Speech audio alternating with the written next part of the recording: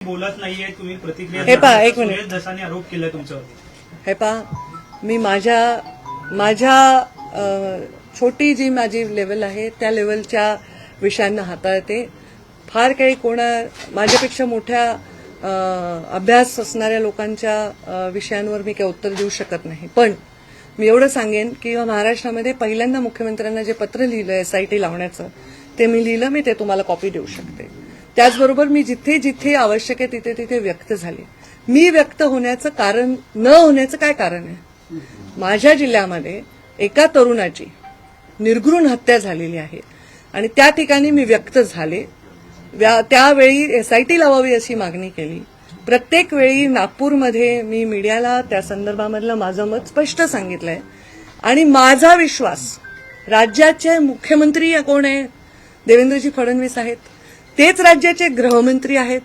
त्यांनी माझ्या विधानसभेच्या फ्लोअरवर उत्तर दिलं की ते यामध्ये पूर्ण तपास लावतील, कोणालाही क्षमा करणार नाहीत आणि कुठल्याही प्रकारच्या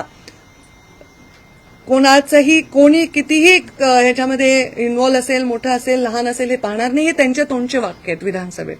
मी कॅबिनेटमधली एक मंत्री आहे.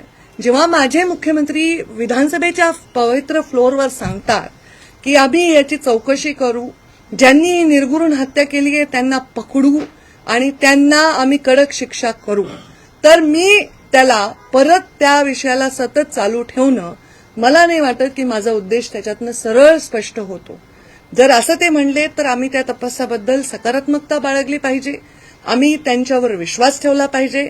आणि त्यांनी विधानसभेच्या फ्लोअरवर सांगितल्यानंतरही जर आम्ही काहीतरी त्याचा विषय वाढवत असू किंवा मोर्चाच्या माध्यमातून आपण सरकारवरच प्रश्न आहे ना ते इनडायरेक्टली, तर माझ्या मनात जराही प्रश्नचिन्ह नाही की गृहमंत्री याच्यामध्ये कुठलीही कचुराई करतील. माझ्या मनात पूर्ण विश्वास आहे. तर मग मी रोज रोज या विषयावर बोलावं अशी माझी मानसिकता नाही. मला या विषयावर पूर्णपणे संवेदना माझ्या मनामध्ये आहे.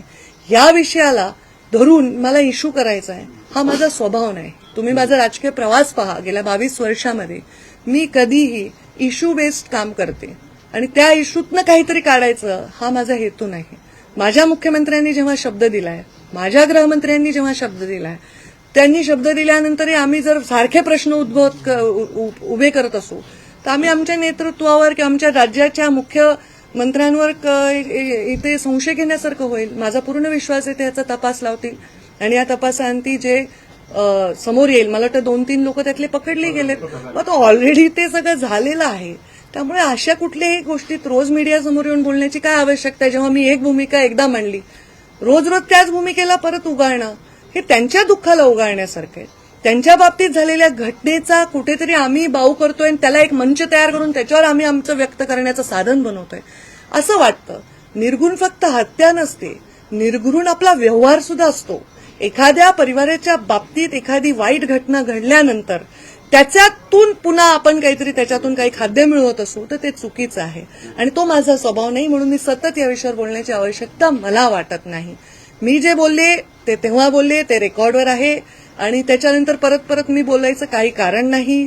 तपास यंत्रणा तपास करत आहेत आणि मला माहिती नाही ना की याच्यामध्ये कोण कोण आहे, तर मी कसं कोणाचं नाव घेऊन बोलू? हे योग्य आहे का? तुम्ही सांगा. तुम्हाला माहिती आहे, तुम्ही विटनेस केलं, तुम्ही तिथे होतात. एखादी निर्घृण हत्या, एखादा पाशवी बलात्कार, ह्याला आय विटनेस असेल तर तो होऊ देईल का बरं? हे मी होते का तिथे? मला माहिती आहे का ते? मग मी कसं एखाद्या व्यक्तीचं नाव घेऊन त्याच्यामध्ये आरोप करणार? मी सांगते की जो असेल, कोणी असेल, त्याला शिक्षा झालीच पाहिजे. त्याला कुठल्याही बाबतीमध्ये सूट मिळाली नाही पाहिजे आणि मुख्यमंत्र्यांनी त्याच्यावर सकारात्मक उत्तर दिले. त्या दिवशी अशी घटना जिथे घडली त्याच्या 2 दिवस आधी, त्याच्या 2 दिवस नंतर, त्या क्षणाला या राज्यभरामध्ये कितीतरी घटना घडल्या आहेत, त्याच्याकडे आपण वळूनही पाहत नाहीये. त्या बिचाऱ्या संतोष देशमुखचा माझा कार्यकर्ता होता तो. त्याच्या लेकरांचा चेहरा बघून माझ्या मनामध्ये काय वाटतंय हे मी तुम्हाला सांगण्याची आणि त्याचं मोठं प्रदर्शन मांडण्याची आवश्यकता नाही. फक्त ह्याच्यातून काहीतरी वेगळं मिळवण्याचा प्रयत्न कोणीही करू नये. मी न बोलण्याचं काय कारण आहे सांगा? 5 वर्ष या राज्याच्या राजकारणातून मी बाहेर आहे. मी मध्य प्रदेशची प्रभारी आहे, साधी आमदार नाही, साधी जिल्हा परिषद सदस्य नाही. तर मी ह्याच्यामध्ये काय उत्तर देऊ? कोण अधिकारी कोणाचे आहेत, कोण अधिकारी कुठून आलेत, हे मी आणलेत का?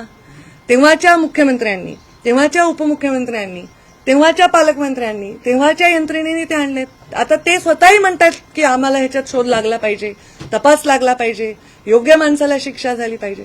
आता ह्याचा मी रोज ह्याचा उल्लेख करणं माझ्या राजकीय उंचीला अपेक्षित नाही. माझ्या राजकीय जीवनामध्ये अशा कुठल्याही गोष्टीला स्थान नाही.